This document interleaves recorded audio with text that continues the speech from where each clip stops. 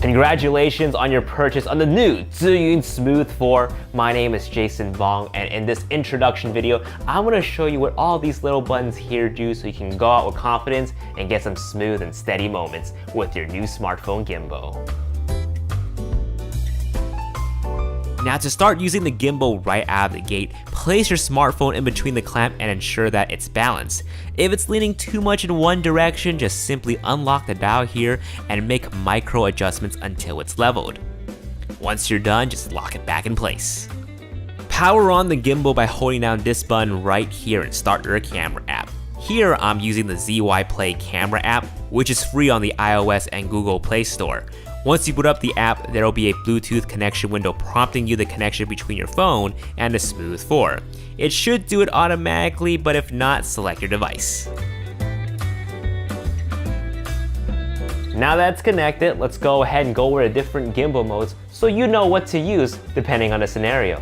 By default, we are in pan follow mode, indicated by this P, F, and L toggle above the power button. Pan follow mode only follows your left and right movement, but not up or down. By toggling down to L, you'll be in lock mode. The gimbal is now locked off in one direction, meaning it will not follow your left or right movement, nor up or down. And this is helpful for when you want to go on a straight path and ensure that your phone will not drift off course. On the back of the Smooth 4, you're going to notice two triggers. If you hold the bottom one, you will be in following mode. And in this mode, not only will it follow your left and right movement, but also up and down. You can actually use the full follow mode to position the camera at an extreme angle. Just hold down the bottom trigger and guide the phone to where you need it to be, and then let go. Now you can operate the gimbal at the desired angle, perfect to film up skyscrapers and trees. To reset the position, just double tap on the bottom trigger. If you hold the top trigger, you'll be in phone go mode. Now this is a new mode exclusive to the Smooth 4 that will allow you to quickly move the phone in any direction that you need it to be. Now the last mode is standby or sleep mode. You can easily clip up your setup when you're not using it or when you need to take a quick call. Hello? Yeah, I'm kind of filming something right now. Yeah, I'll give you a call back. Okay, alright, bye. And then unclip it to quickly resume filming. This is a great way to conserve battery life and also have the Smooth 4 ready for any sudden action. Now with those modes in mind, when you're ready to record, just hit the red button. And that's pretty much it if you want to start using the Smooth 4 right away. But if you want to unleash the full potential of your new smartphone gimbal and take advantage of all the available features on the ZHIYUN app, well then I suggest you keep on watching. Let's go over the user interface first. Starting in the top left corner, we have the home icon that takes you back to the device selection screen. To the right of it are a set of 5 icons. The first one lets you know if the Bluetooth is paired between the phone and the gimbal. The second one shows what photo mode you're in, and we'll go over the different photo modes in just a bit. Third is flash, fourth is timer, and the last icon lets you know if HDR is enabled or not. HDR stands for high dynamic range. On the top right corner, we have battery indicators for both your phone and your Smooth 4. Bottom left corner, we have the album icon and the object tracking icon, and we'll talk about how to access these in a later part of the video. Lastly, on the bottom right corner, we have the filter indicator letting you know what filter you have selected to overlay your photos and footage. Alright, let's go ahead and move on to the little buttons now. To navigate through the different menus, we'll be using the wheel to go left or right and the middle button to confirm our actions. Get it? Got it? Good, because we're gonna start on the bottom with the basics. The red button here of course triggers movie recording. The button to the right of it takes a photo. The bottom button of the wheel allows you to access the album to all of your recorded contents. Now, it's important to note that you need to highlight and select the clips you want to save to your phone's camera roll if you want to offload your photos and videos to your Mac or PC. If you decide to delete a clip, just hit the trash can button up here. Moving on, the crosshair button that is to the left of the record button, that is the zoom and focus toggle, and the wheel on the side controls those settings. If you're in zoom mode, the wheel will control the zoom. If you press the crosshair toggle once, it will be in focus mode. Now the wheel will control the focus. As we make our way up to the rest of the buttons, the left wheel button here switches between front-facing camera and back-facing camera. Right wheel locks and unlocks the exposure compensation control. By default, the camera app will shoot in auto settings, meaning it will determine the best settings to properly expose the shot for you automatically. However, exposure compensation gives you a little control. In case you need a little light in your scene, hold down the center button to activate the flashlight on your phone. Hold it down again to turn it off. Top button brings up the video resolution option.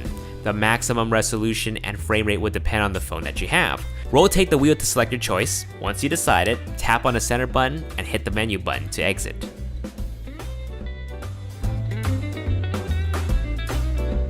Now, you may have noticed that there were a lot more options to play with than just selecting your video resolution. To bring those options back up, press on the menu button again. The first icon in this box is camera. When you select it, you have different photo modes to choose from, such as panoramic, long exposure, slow motion, time-lapse, motion time-lapse, and vertigo. Once a mode is selected, to activate its features, you just press on the camera button. Now, to not make this video too long, we're going to have to go more in depth on some of these other features and how to maximize them in future videos. But modes like the panorama, slow motion, and time lapses are very easy to use. The panoramic mode will move the camera around, take multiple photos, and automatically stitch them up for an epic shot. When slow motion is selected, it will record the video and will automatically slow the video down for you during playback.